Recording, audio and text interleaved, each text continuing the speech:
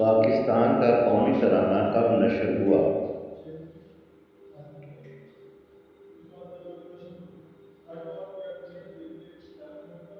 14 अगस्त 1956 में। पाकिस्तान का सबसे पहला रेडियो स्टेशन कहाँ कायम हुआ?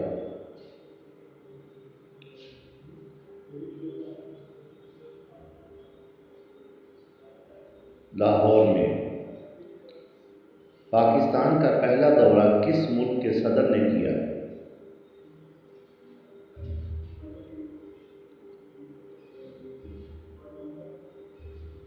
इंडोनेशिया के सदर ने। ऑक्सीजन गैस किस साइंसदान ने दरियाफ्त की?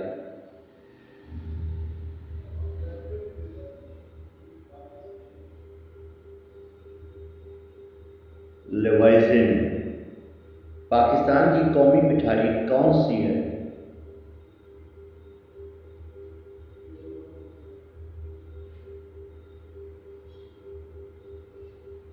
गुलाब जामुन। पाकिस्तान की सबसे बड़ी झील कौन सी है?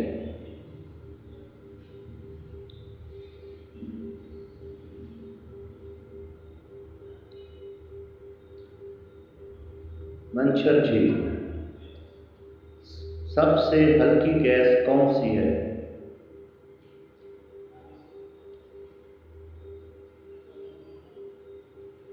Hydrogen gas.